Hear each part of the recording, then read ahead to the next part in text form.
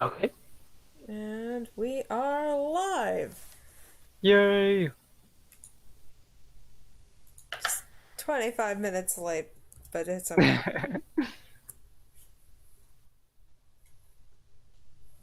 How's the audio Yeah, sound? sound's coming through pretty good. Okay, good, good, good. And I'm just gonna share this on all my socials. Yeah.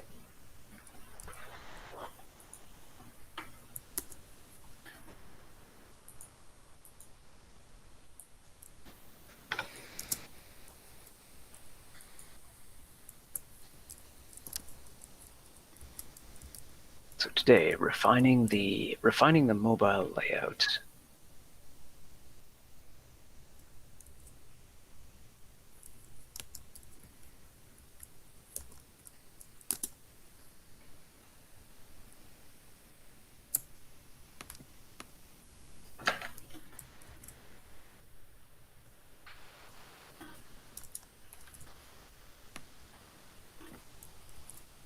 Posting. Another post. Posting. And discard.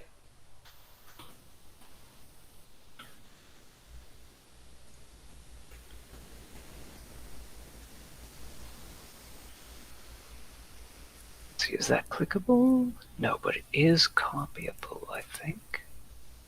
Oh, yes it is. There we go. Doot. And. Doot. And. Yeah. We should be good. Mm-hmm. Okay. Go into the script.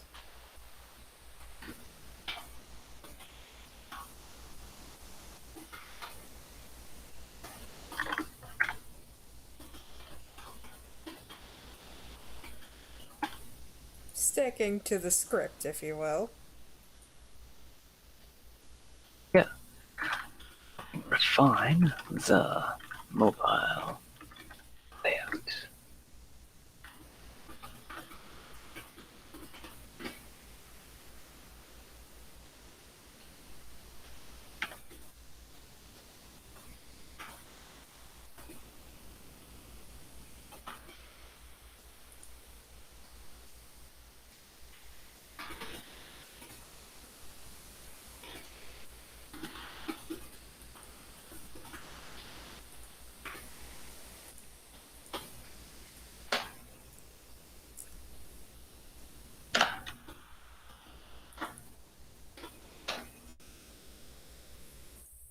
Oh, did you see on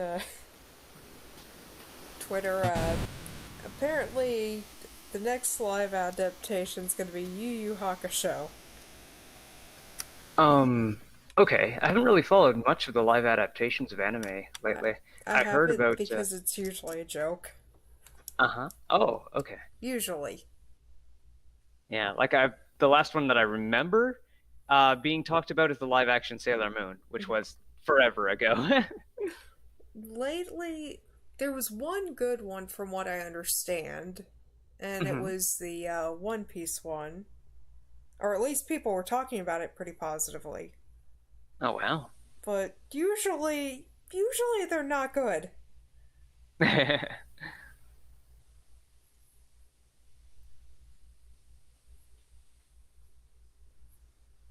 Yeah. Oh wait, I do remember one that I was kind of hyped about because the trailer for it, like I never heard of the original series. So when I first heard of the movie for the live action movie for Cashern, it looked pretty interesting, and it was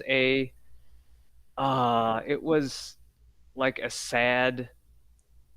It was one of the first like superhero movies where the story is all like sad. Mm-hmm. Like it's like being a superhero isn't all saving the day and basking in the glory and the appreciation of your fellow townsfolk or of the townsfolk or whatever. And they showed the character getting hurt a lot and like injuries in one scene carry over to the next. And like by the end, he's just like this completely broken guy. Mm-hmm. Like he's still doing what he's doing and has all the Kesharin powers. Um, Like I looked up Casshern after that, and apparently it was like a Saturday morning cartoon style anime. Like villain of the week, you got your little trusty dog sidekick and everything. But in the movie, it was like you're cursed with this power, and it will slowly eat away at you, and you'll take these injuries, and you'll just be more and more broken as the story goes on, no matter how much good you try to do.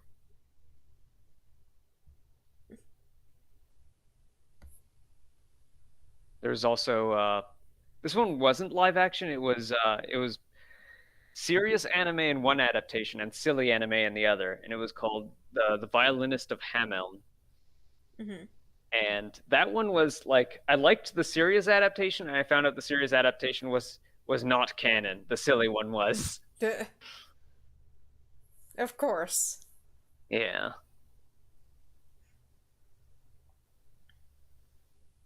I there was one show that was I would not recommend this one because it is just yeah. So the basic premise is a pop like a writer who wants to be in like pop music and all this and that ends up Hmm. being in a metal band as the lead singer, and it's like a death metal thing. And Uh-huh. because the whole spiel of they have to have a bad persona and whatnot, and some of the Uh-huh. fans avidly think that he's a demon or whatnot, and he always either purposely causes discourse or accidentally causes discourse. Hmm. But there was a live action anime of it that actually featured Gene Simmons in it, apparently. Oh wow. Yeah.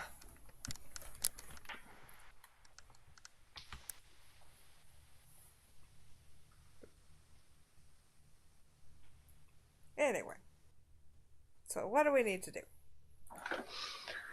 All right. So you got the image there. So it looks like our palette will build up from in the space on the right side. Yep. And we can do Um, like the square for the mhm. look at the image you've got again. So we have sort of a hidden eighth column that's outside of outside of the board. Right. I wouldn't really count it as part of the Because it's not just the like active column, it's yeah, just a separate, well, yeah. separate bar. So that's a bar that'll be coded differently. Hmm. That would be We have our the score. palette, if you Yeah. will. I think all we really need to add is a little window, um, like a little rectangle in the upper right to show the competitors. Hmm. We probably could hold on the score, make it like a surprise at the end, Okay. and So then, make the entire top area the competitors. yeah. Okay, let's do that then. So I think all you really need to do is for to make this play area complete. Like everything else will be added in code. Hmm. Is just add a blank rectangle with a gray background, Hmm. and then like or hmm, because like the environment itself could change too, the venues. Hmm. Maybe have it like a little pop up menu. You still get the wood grain, but maybe less, a little dialed back Hmm. in the mobile version.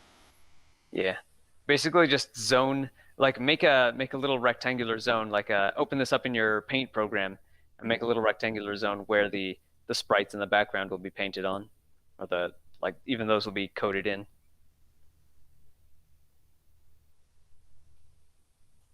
All right. So let's see, what do you have for animation for 2D animation programs? Clip Studio, and essentially how I've been doing any animation that I have is a combination between that, 2D pencil, and my video editor. Okay. Yeah, I think Pencil 2D is the one that I'm most familiar with, Mhm. and I think we'll be using transparent transparent animated GIFs. Mm-hmm. So yeah, transparent animated GIFs for the competitors, and a non-transparent GIF for the background, whether we animate it or not. Like I can imagine like a stage and some crowds, like some uh, animated like heads, like what you see in the background of Punch Out. Mm-hmm.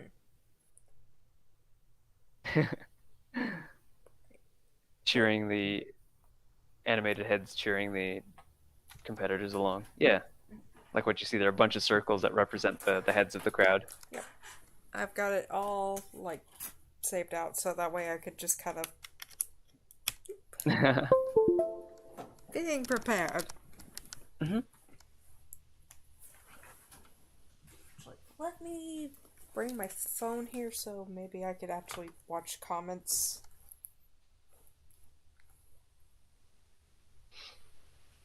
Yeah, that's one thing my tablet can't do. Mm-hmm. It can't display um, the stream and the comments at the same time. Right.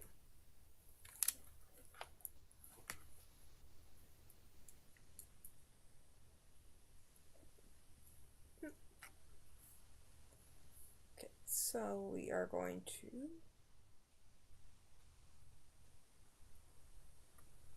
We probably should have done this in Rebel, but no, maybe we could tone back on the wood grain. Just a little. All right, if you want. I don't know. Oops. Just the stream just loaded up on my tablet. Oop.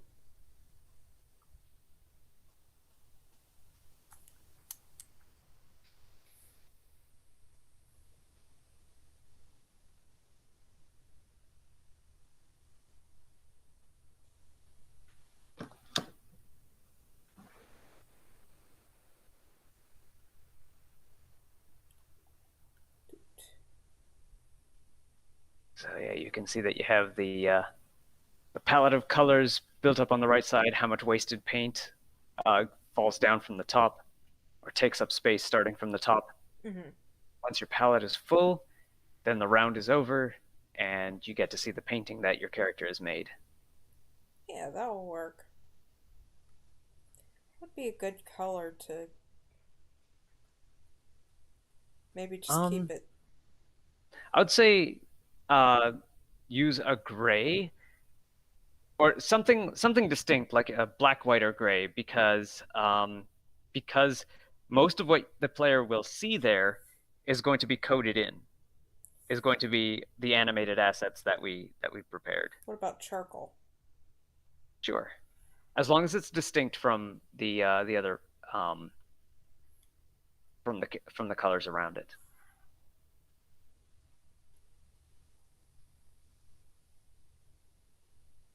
Hmm. I'm not sure if it would be good for it to touch the edge.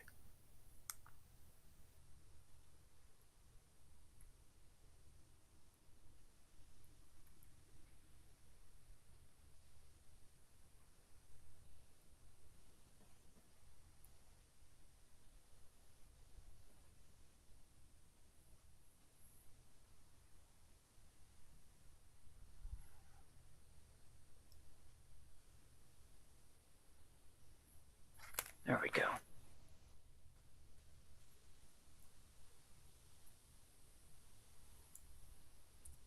Hold on.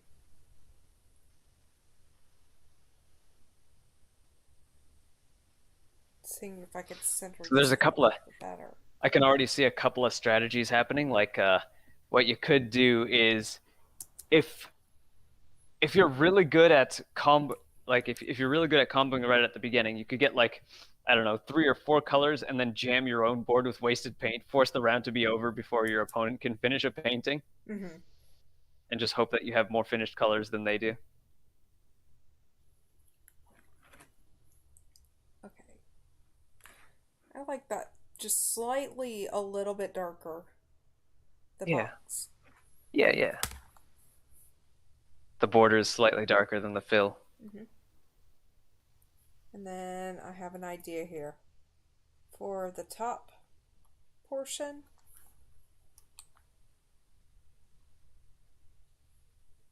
So where you see the painters facing off. Mhm. Maybe a red line. I'm thinking.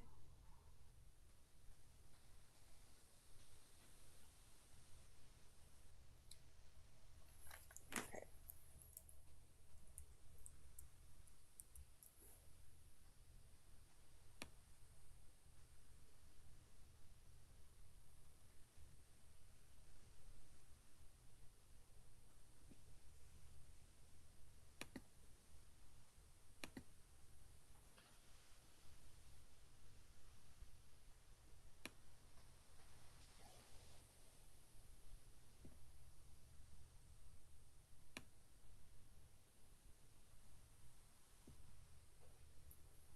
Well, why did I do this? Why did I do this when I could just do this?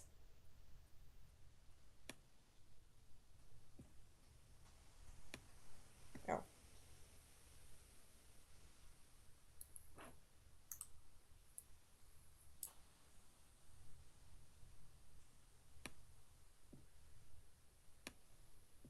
come on.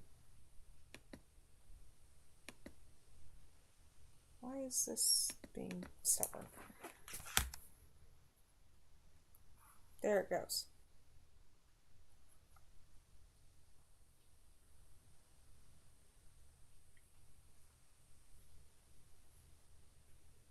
Ooh.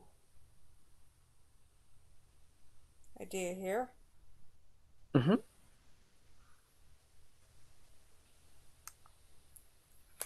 Have this like a essentially a Roy G. Biv kind of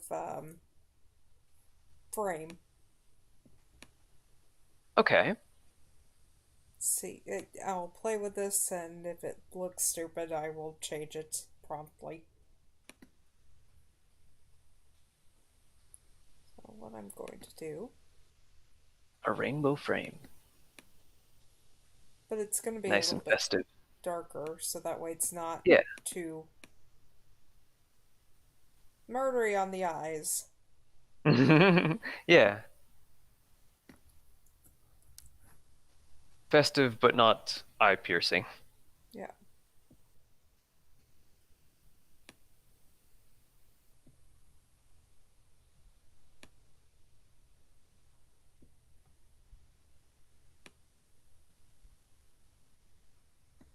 I'll stretch it out once it's done, depending on how it looks. Hmm.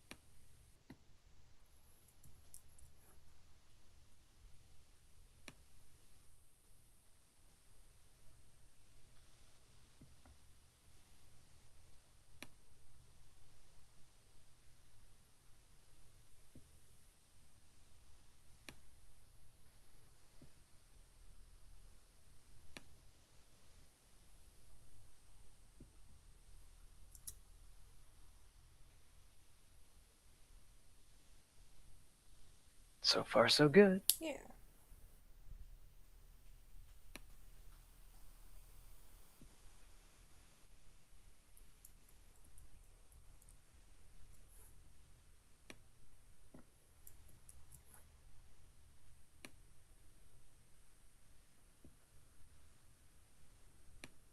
It's hard to believe that blue with just a little bit of green makes a color that I would still call blue. Mm-hmm. But I guess that's more of a psychology thing than a perception thing, as there are some cultures out there that label blue and green as the same color. Mm-hmm. I mean, for the longest time, orange was just like a yellow red. Hmm. It wasn't until they got the fruits. Yeah. So the orange fruit was named after the color. Mm-hmm. Well, no, the Oh, the fruit. color was named after the fruit. Yeah. Yeah.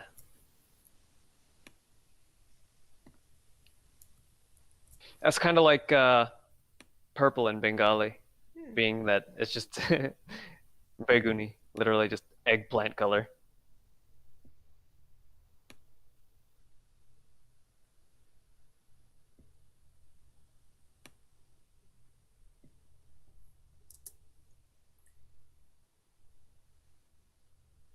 I guess that's also not too different from how we name colors, things like salmon and coral. Mm-hmm.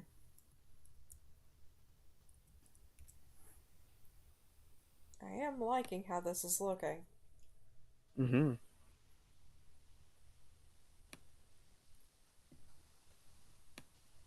Gives me like Bust a Move vibes. Yeah, it really does. Bust a Move is kind of a good like inspiration too. Mm. Point of inspiration, especially like the multiplayer. I remember the Game Boy Color version. You could play as Yeah. any other character. Yeah.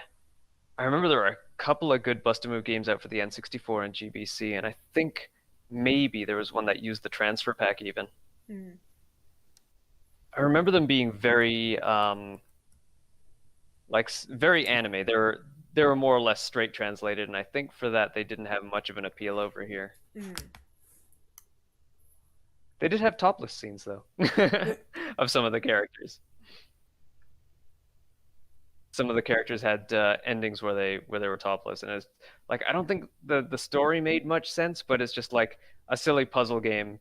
So of course they would have like in the era of Oyakusoku, of course they would have topless scenes for the female characters. Seeing if I can do a gilded frame here. Oh, I'm messing things up. Don't mess things up.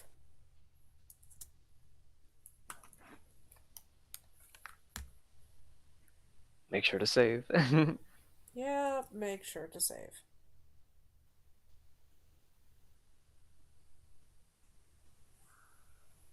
I will make sure to squitch the kittens. The kitteny kitten.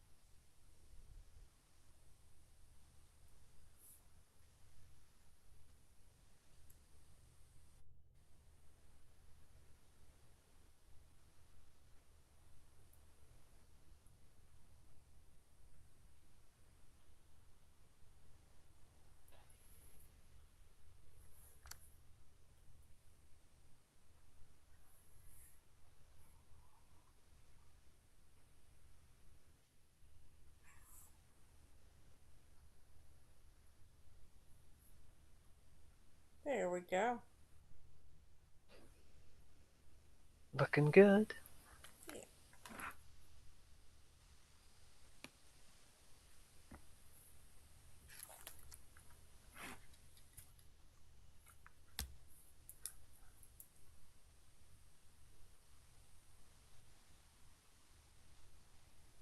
I'm going to duplicate this.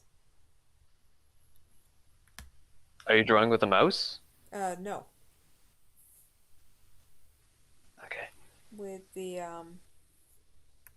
tablet. Okay. Yeah, the motion of the scrolling just made me think of a mouse for some reason. Oop, that wasn't supposed to happen.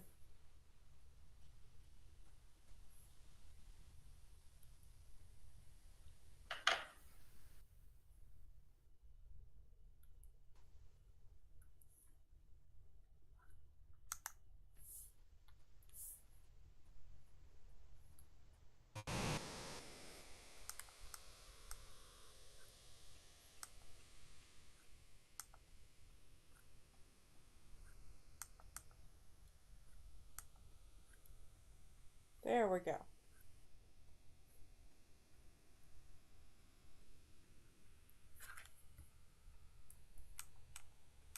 Maybe focusing a little too much on the finer pixels of things, but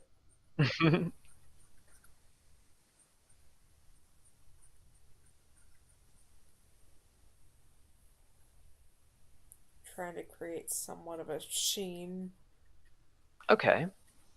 seeing how it'll look. Probably Hmm. overcomplicating this, but I don't know. As long as it doesn't end up like a 600 megabyte image. oh, come And, on. You don't want a well, 600 megabyte image. it'll make the game take forever to load. Game goes brr. I mean, it would be impressive if you could make a 1080 by 1920 image somehow take up 600 megs.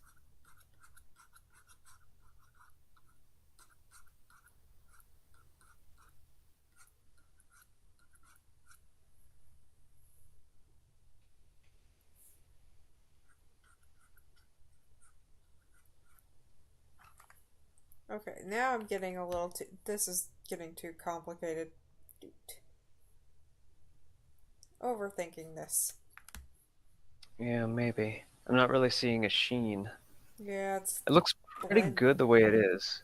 All saturated. Well, not totally saturated, but like dark, but Mhm. still dark rainbow. Then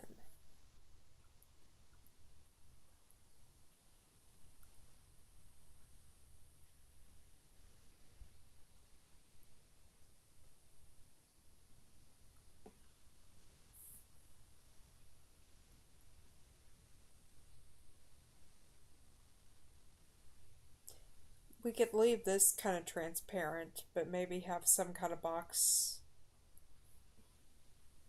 for each scene. That, yeah, that works.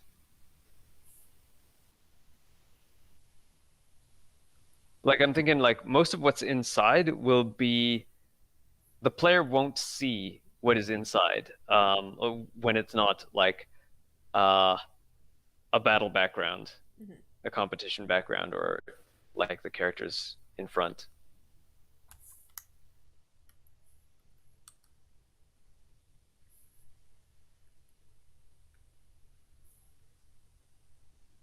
So like you could maybe draw in the static parts of the stage, like well the stage itself and the some chairs in the background or something like that.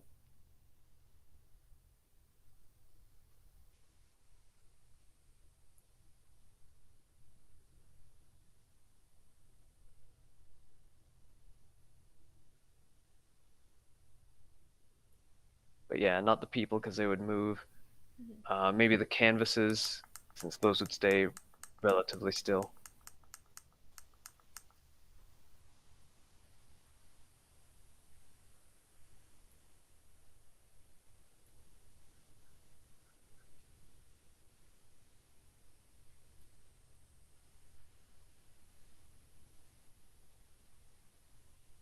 Oh, squeaky kitten. Aw.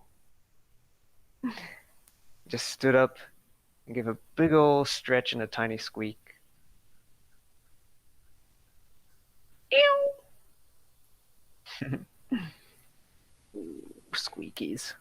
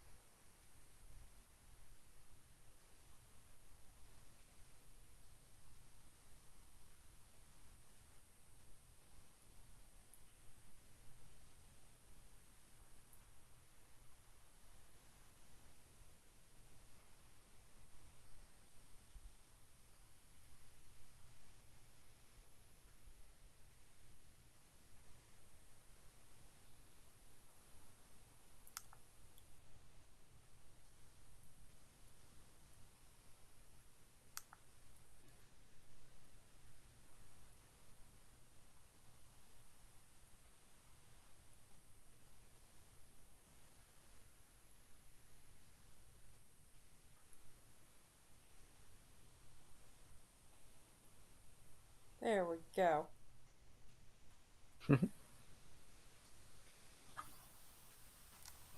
So someone like that, maybe occasionally have it pop up, or have it there the whole time.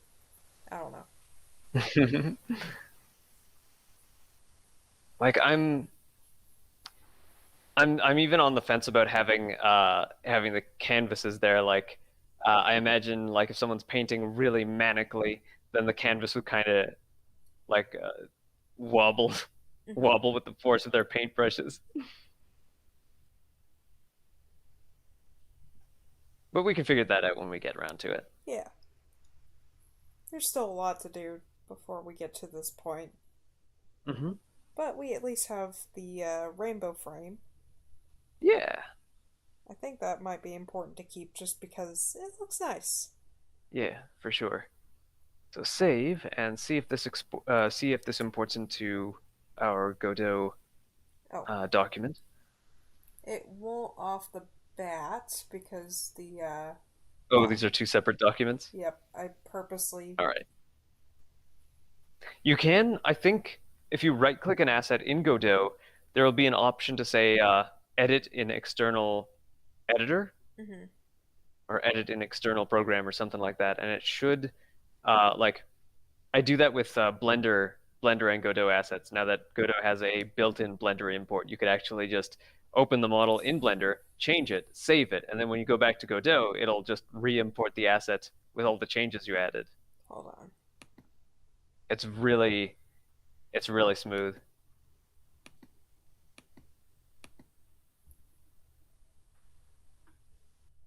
Well, I could do a quick hold on.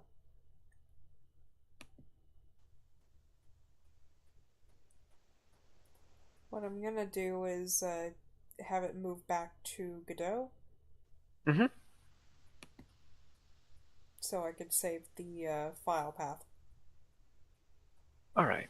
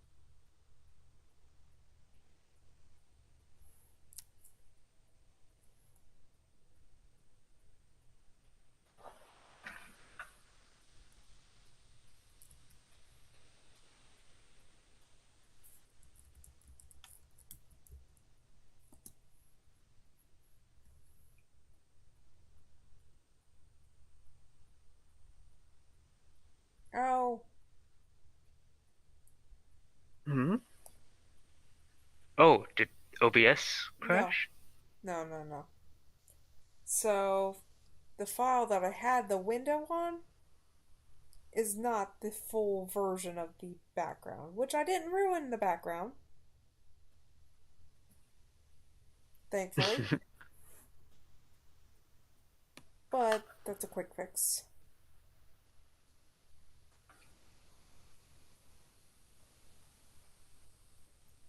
I could quickly add these assets in. Okay.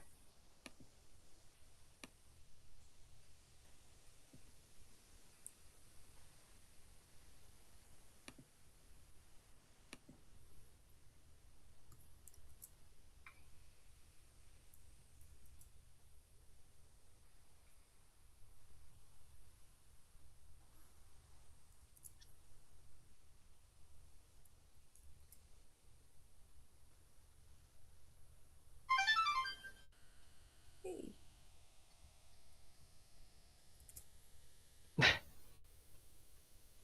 what happened? Remembering to set do not disturb on my tablet. All's good.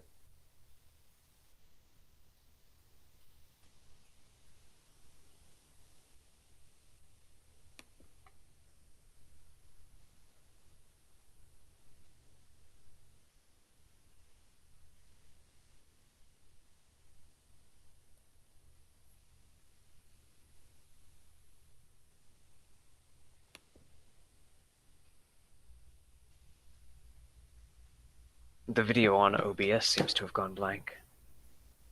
Huh. Oh, crud. Hold on. That's why I was asking about OBS.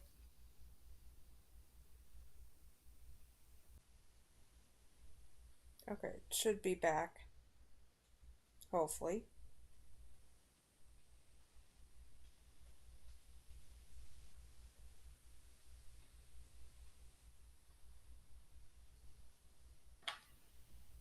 Is it showing? It's showing as live, but oh, maybe I have to reload the page. Okay, yeah, I can hear the stream playing. I don't see any scenes up though. I don't see any like I see a black screen, but I hear the stream. Hmm. So audio is coming through, video is not. Okay.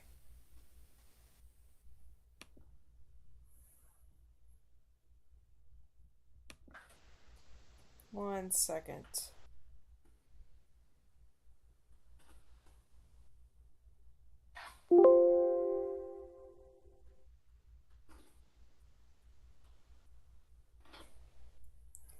Alright. Oh, there it goes. It should be fine now.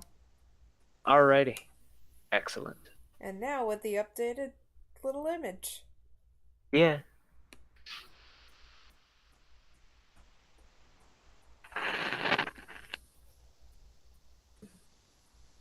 Da, da, da, da.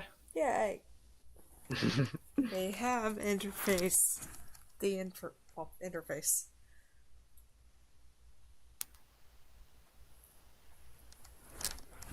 Alright, so.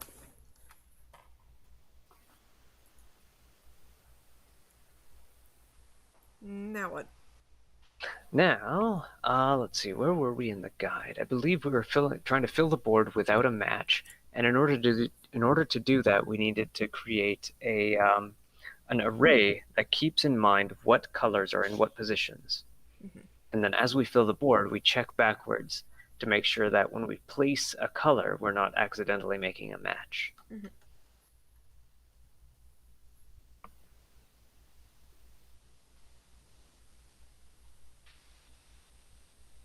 Let me see here. If we go into our main script, Alright, go into the script. yeah, I want to see where we are in that whole array creation. The array. Make array. So if we play this, if we hit play or F5, then we should get a board full of random pieces. Mm-hmm. Which I will try to display. Okay.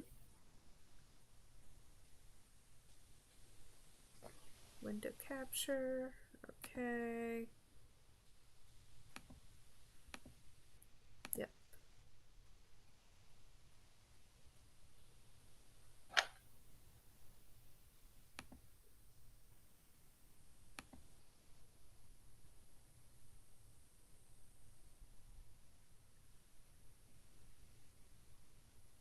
Yay. All right.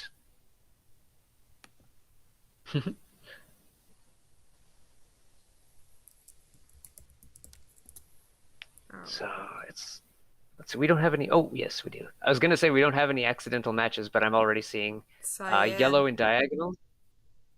Yeah, Oh, yeah. cyan on the other diagonal, and then white near the bottom.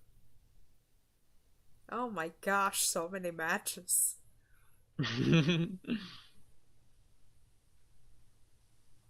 It is definitely bright and colorful, though. Mm-hmm. Yeah. The shapes look distinct. Hmm. The white almost looks like a cotton ball or like a bit of snow that someone tracked in. Hmm. I was thinking of it like chalk, in a sense. Yeah. A little scribble of chalk. Hmm.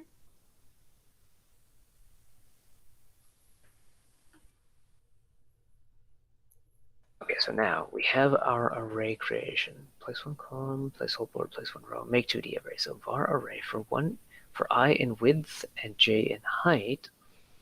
Um, so that looks like the bottom of where we got last time.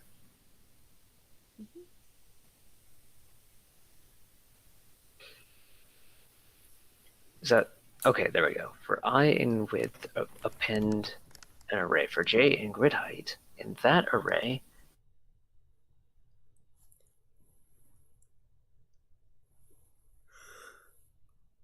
when we place one piece, when we place one blob, current position plus equals vector 2, blob width equals blob width 0. We also want to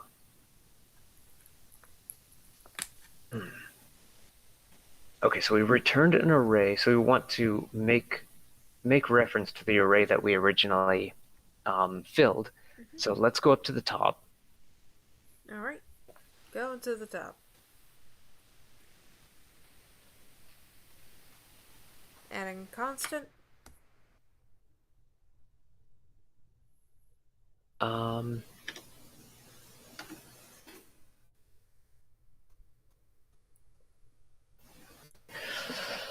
so we want our place one blob to know the current position of the array, so it can populate the array.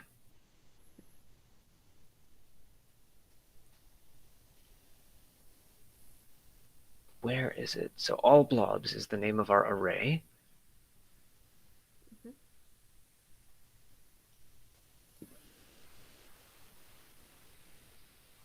And all blobs make 2D array, then place whole board. So if we go down to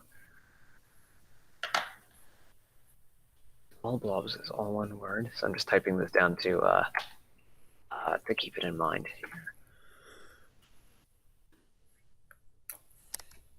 So I'm thinking in terms of C++, and I need to not be thinking in terms of C++. Hmm. So let's have a look at the guide here.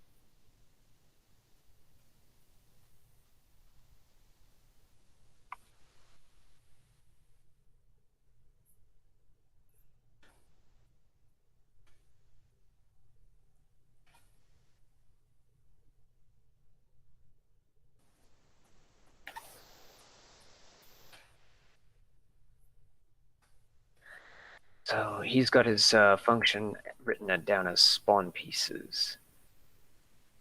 Choose a random number and store it. Instance that piece from the array.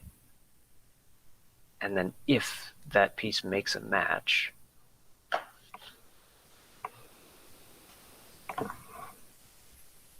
so we want a function that's if makes a match, or if match, or avoid match.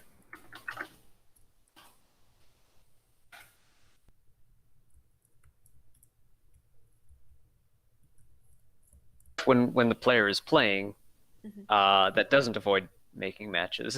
Mhm. So we have a function called avoid match.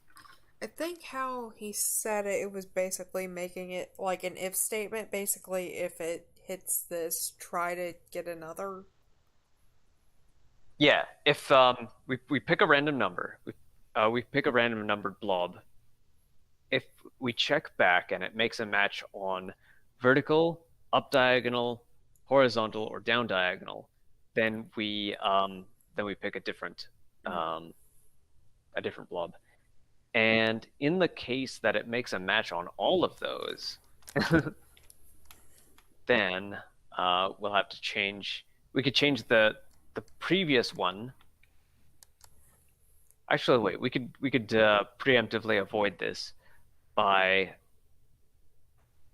we could preemptively avoid this by the checking the last three, checking the last three, because that way we can stop the vertical from being even three spaces away from a match. So let's see if we check. So function avoid match. What it needs is it doesn't need the array because that's almost global. That's local to the scene. What it needs is the current position, which I think is also global actually. Okay, let me think here. So check back vertical, pick random number if matches vertical, else if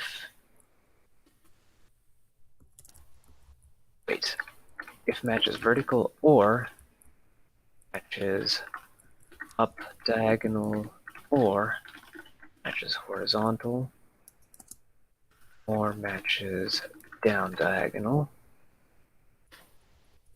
pick different random.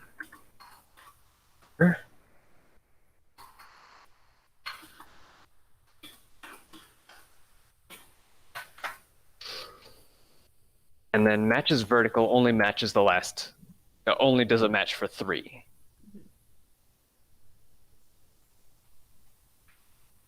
Now, if it matches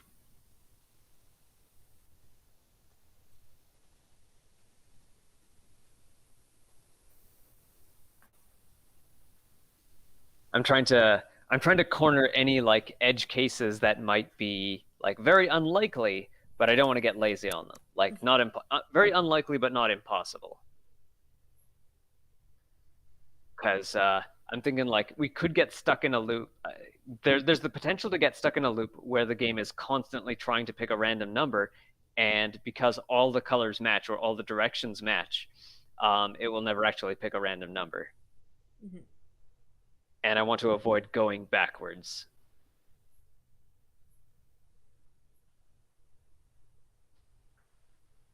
So if matches 3 vertical and matches up diagonal and matches horizontal and matches down diagonal, then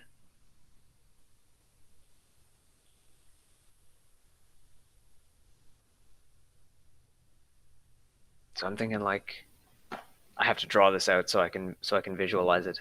A situation where three I want to see if it's very unlikely or if it's impossible for it to match in 3 and 4. So it's like I'm thinking if it matches 3, but it also matches all of the other if it matches 3 vertical, but it also matches every color on every other direction, then do it anyway because the next one won't be a problem. Mhm. But if it matches 4, then we would have to go backwards. So that's my hunch. All right. And it sounds like one of those situations that is very unlikely but not impossible. That it would match in all 4 directions twice in a row. Mhm. So this, Wait, I'll mark this one as a gray for the piece that we are currently drawing.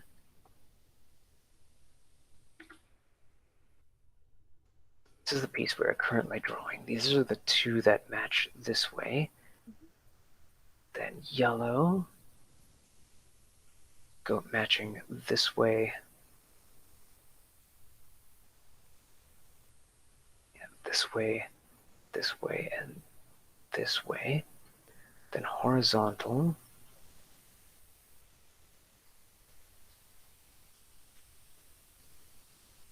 This way, and this way.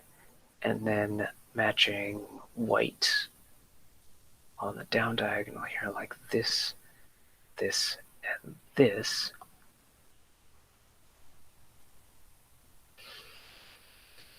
So here it would go pink, or it would go magenta anyway. Mhm. Let's see, these three should be lined up vertically.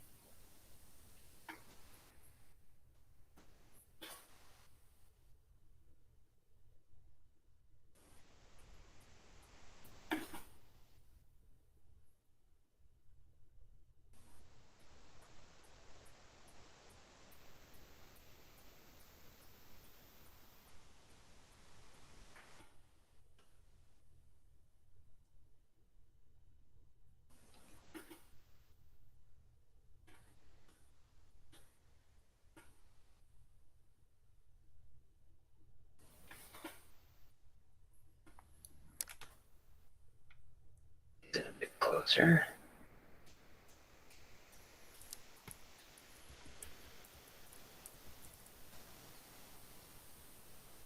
Okay, so if they match in four directions here, they will not match in the next one because the upper diagonal will be white and then cyan. Mhm. So let me just see if I could copy, and then I'll have to paste this into Twitter because we don't have picture posting in YouTube chat. What about meats?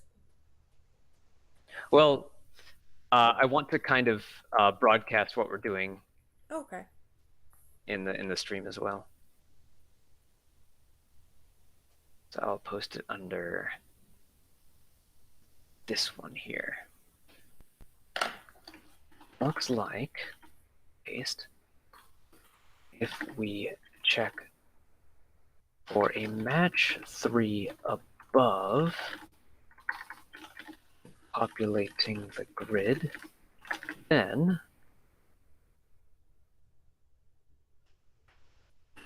in the unlikely case that all four directions make a match, we can go forward anyway and put magenta there in this example. And next placement should be fine.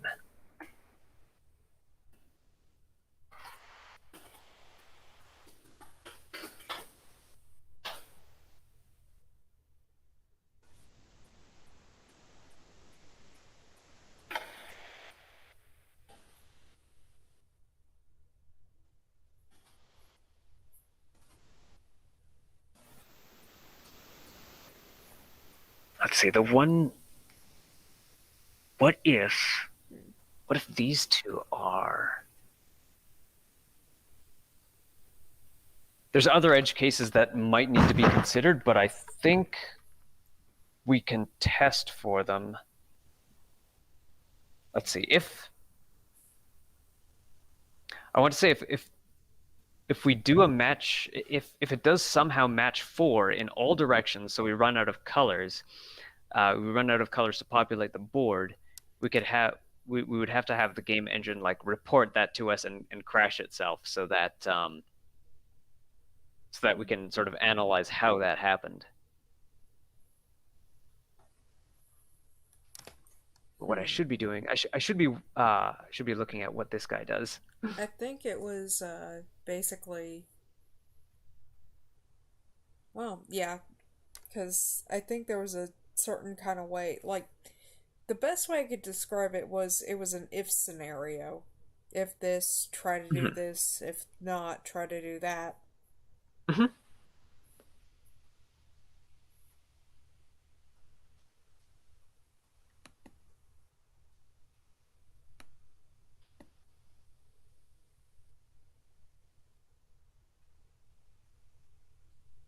Okay, so he names his function match at.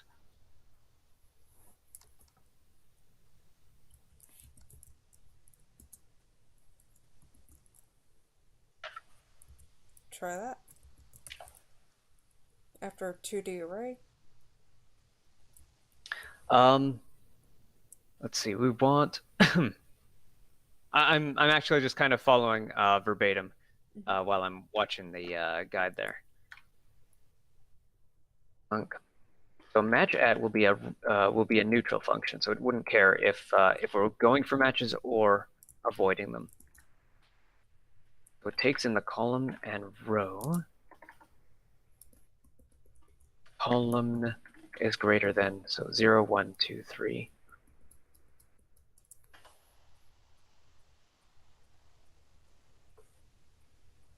So if column is 3 or more,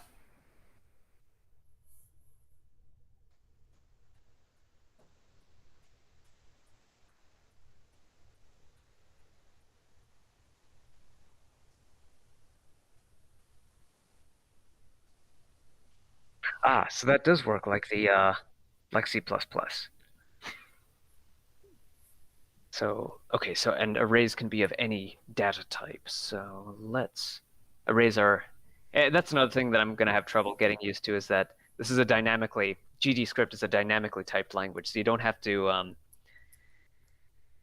The arrays seem especially confusing to me because, like in C++, you have to declare an array of integers or an array of floating point numbers or something like that. Here you could say you could declare an array and make the first item an integer, the second item a floating point number, the third item a whole nother array, and the fourth item, I don't know, a database or something.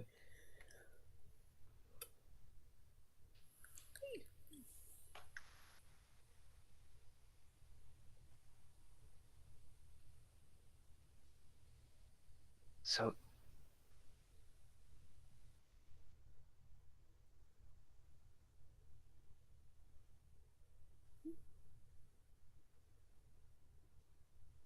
looking here at your code here in place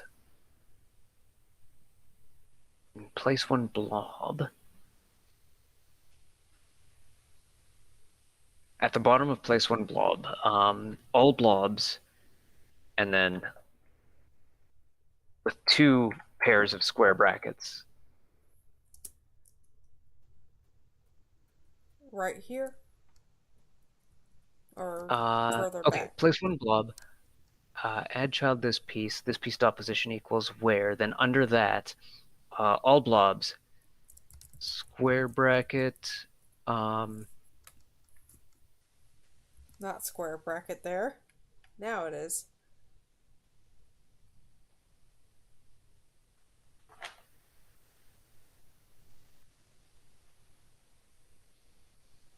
So we don't have a column or we have a where, which is a vector 2. Should be a vector 2i, I think.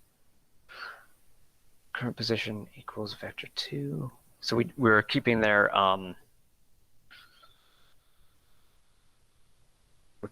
x and y coordinates rather than their column and row.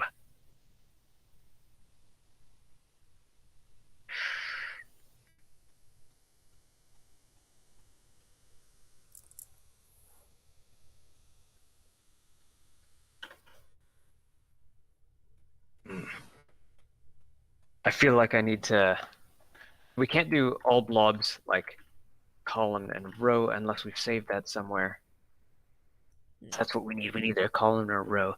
We could do um, where dot x and where dot y, but we'd have to divide them by the width and the height to get their we'd have to subtract their offset and then divide by their width to get the column, and then subtract the y offset and divide by the height to get their row. Mhm. We could do that early on with we could do that at the top of the function with the where function, or with the where that we take in. So let me see here. Underscore place one blob. I'm just looking at the top of the place one blob function here. Mhm. Make this a little bigger so I can read it.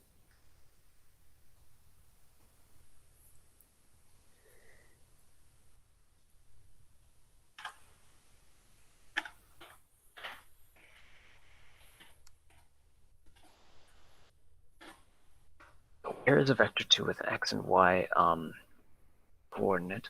So our call equals where dot x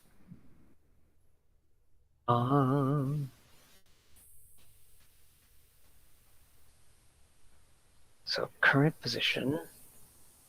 Where do we set current position initially? If we go up to the top and look at our variable declarations. Mhm. Yeah.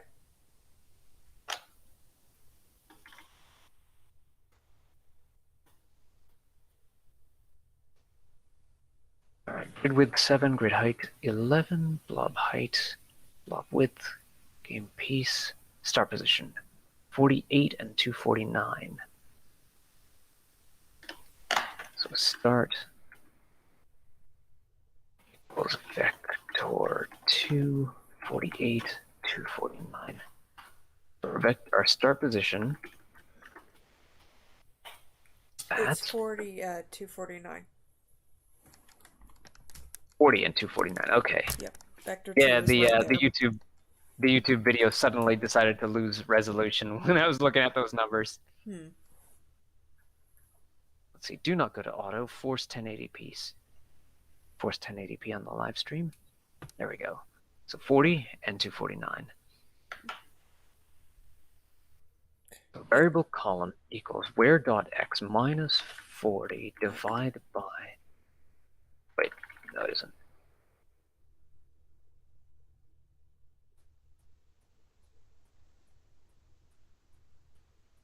Forty 249 is where the first piece goes.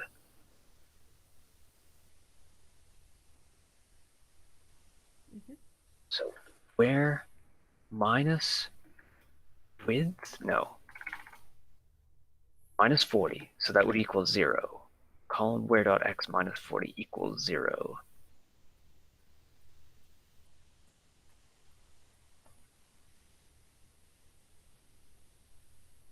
On the very first place one blob, type where x minus 40 if, and we'll do a very short check here. Which line? After 38? Let me actually, yeah, hold on. Let me type this out so that I can make sure it looks right before I paste it into the chat there. All right. So the first blob we place should be placed at x coordinate 40. So if I say variable column equals where dot x minus 40, if if call equals 0, print call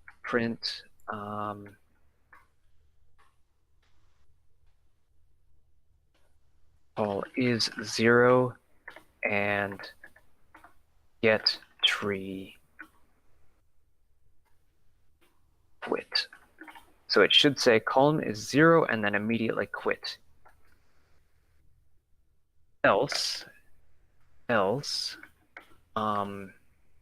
print call is not 0 and also get tree quit.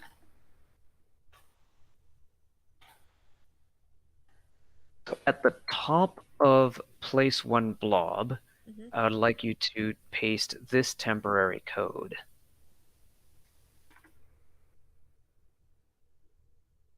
All right. Oh, that didn't paste well. That didn't paste correctly at all. Let me paste that into our meets chat. Oh, okay.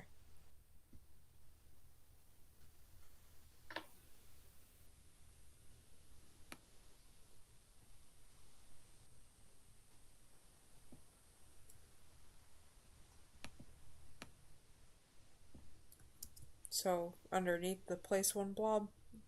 Mm-hmm. Okay. Make a new line. Make a new line and place all that. Okay. Can do. So we should get a message in that lower box there with all the red text.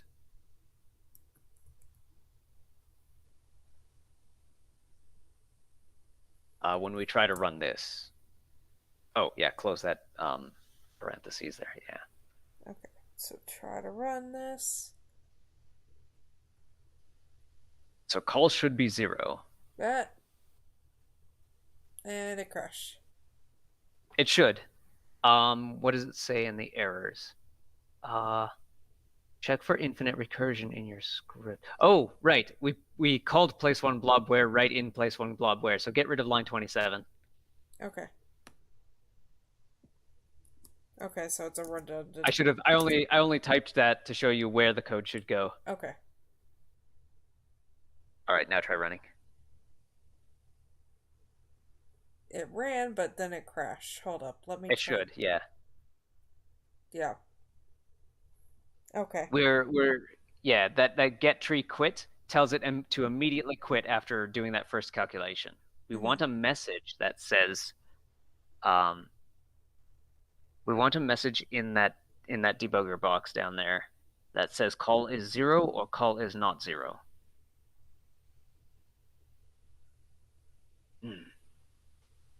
Parameter delta is never used. Okay, that's just a warning. Function process. Yeah, might as well put underscore delta in function process. Where? Line 24. Where it says delta, just put an underscore before it. Okay. Delta basically means rather than processing it 60 times a second, if you can't process it 60 times a second, compensate for how much time passed between the last processing and now. Mm-hmm.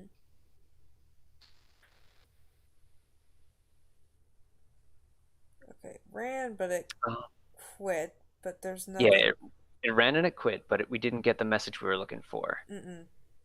So print is not the function we want. I need to look at the Godot docs.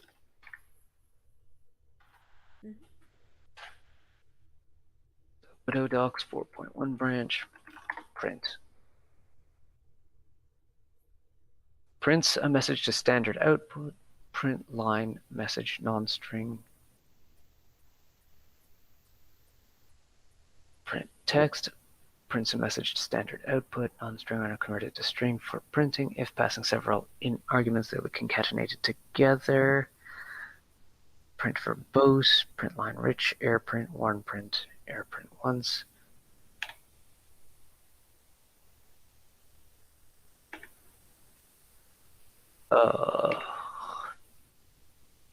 Okay, I guess maybe print to the C++ code base. I want the GD script code base. GD script print. GD script.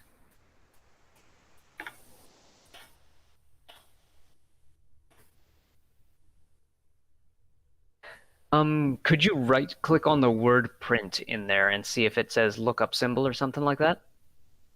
Click on print. Yeah. Lookup symbol. Nothing happened. You should get another. Okay, let me see here. I'm waiting for the stream to catch up to show me that.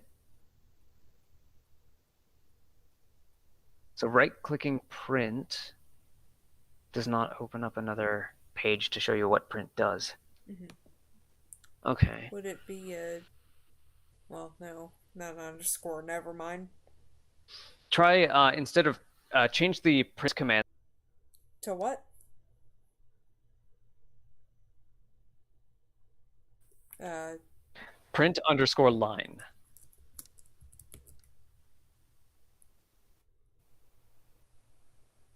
So instead of print column is 0, it should say print line column is 0 with an underscore between print and line.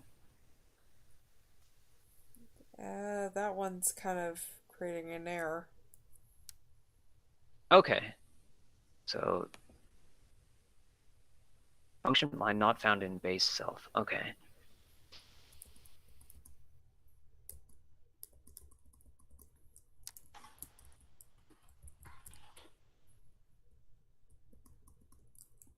Print variable to console. How would I print a variable to console? Print variable name. So it's pretty much what we want there. Okay. No, not underscore. Yeah, no. I got it. So this is correct, but it is what we did first was correct, but it's not. Apparently, it's not even getting that far. Mm-mm. Were there any Oh, other wait. errors that we missed? Try running again. COL is not 0? Uh, no, COL is 0 and COL is not 0 are what we want there. Oh, good. Okay. COL is not 0. Great. I mean, it's great that it gave the answer. It's not great that colon is not 0. Okay, so let's say instead of print call is not 0, have it print print call with no quotation marks.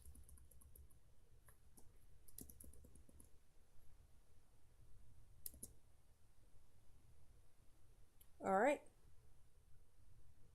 Yeah, now run it. 408. 408. 408. What is So that 408? means that its initial coordinate is 448. Why is that?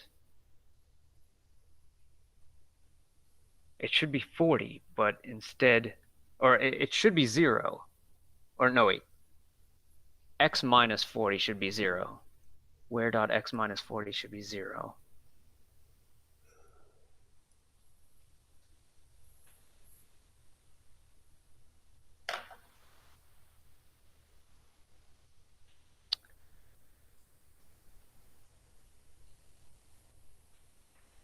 I'm stumped.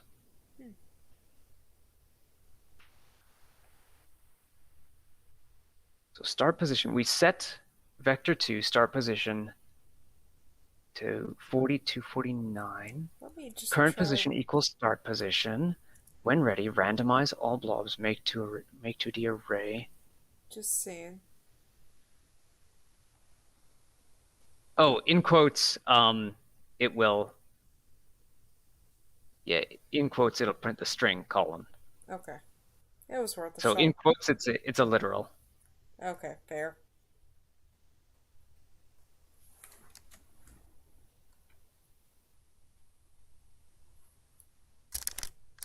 I want to see where column gets set to 448.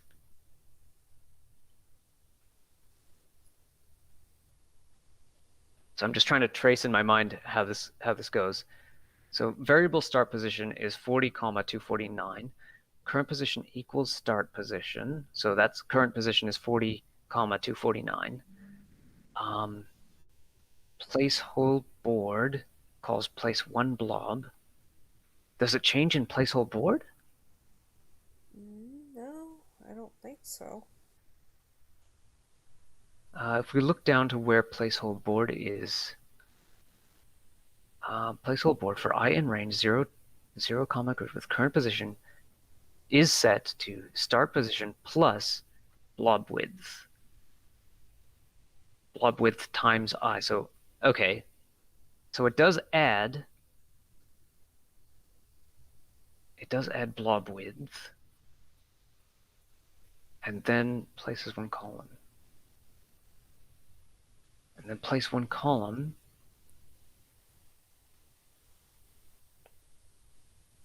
Place one column does not change the current position until it places one blob.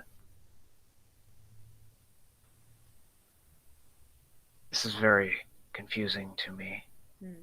It places the first blob in the correct place, in the correct spot. I guess we'll just have to set column and row manually. It's a little inefficient. But yeah, in our variable declarations up top, add one var for COL and ROW.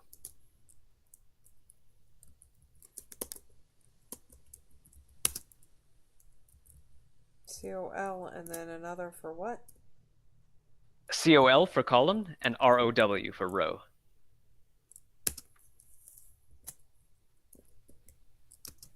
And yeah, delete that placeholder code that we put at the top of place one blob. 1 second. Oh, no. Col does not equal column. Oh, sorry. Var col is the line. Var row is the next line. Actually, var col equals 0. And then var row is the next one, equals 0. Oh, equals 0. Yeah, I don't know where I learned this, but I have sort of a habit of having related variables have the same length.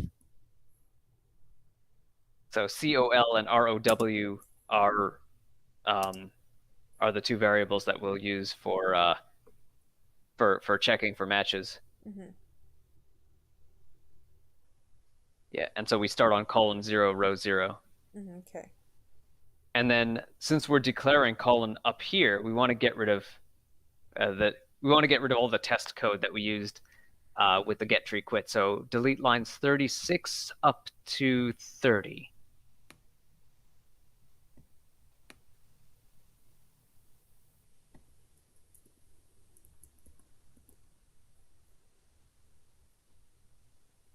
All right. Let me Run this again to make sure. Yes. It has not crashed.